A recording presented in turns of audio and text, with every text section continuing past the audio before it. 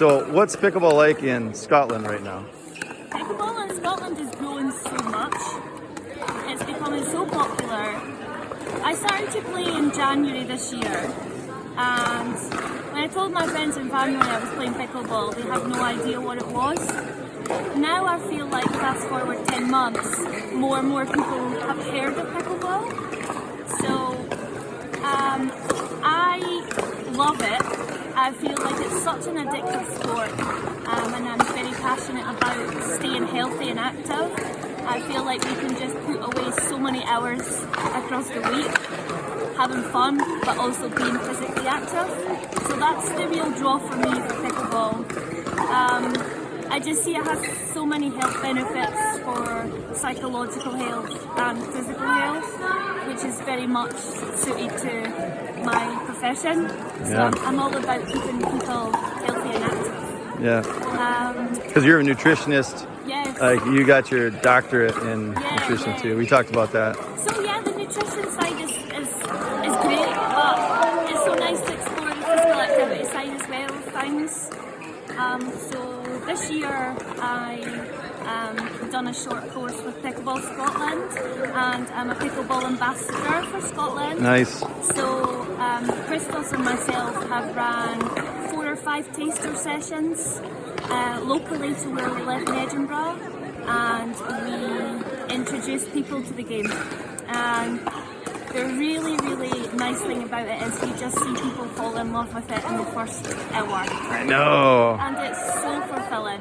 And they want to play all the time. They don't want to take a day off. Exactly. You know, and that's why people that are my clients that travel to destinations, they don't want to take a week off or 10 days off from pickleball. They want to keep playing. So, like if they go to Scotland, what would that kind of look like? Are there pickleball courts in Scotland that, you know, is there destinations there that would be good for kind of travel? For us, so I live in Edinburgh, we don't really have pickleball courts. They exist in specific health centres, David Lloyd centres I think, but we mostly play on badminton courts, and we will just take the kitchen line back. So we're very much used to playing on badminton courts, so I've never played on a real pickleball court. Sure.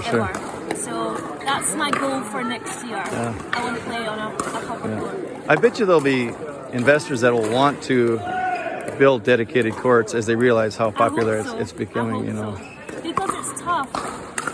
It's sort of like a double-edged sword in a way.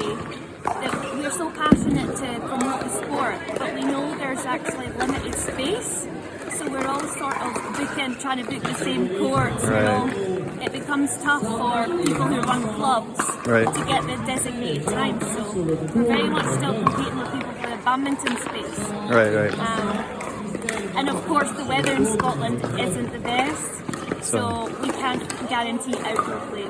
Right, it'd be like indoor courts with some type of cover on it where it'd be, you know, accessible, you know, all year round. But I've heard about Edinburgh and how beautiful it is, and how people, I've talked to several people even here who said they went to school there and then they just stayed, like in Edinburgh. They just like it there, you know. You know, it's a pleasant place to be. Well, you guys are so awesome. Well, what's the future for pickleball for you? I'd really like to transition to becoming like a solid 3.5. Right. So I think I'm a 3 right now. So for me, personally, I want to improve as a player. But from the other side of things, I have quite a passion about promoting sports for people living with cancer. So I really like to set up a pickleball group for people living with and beyond cancer. Gotcha. So, because of the mental and social health benefits and psychological health benefits, there's so much support in pickleball that I feel like if you're having a rough time, it's a good way to escape things for a couple hours. And I think we all need that.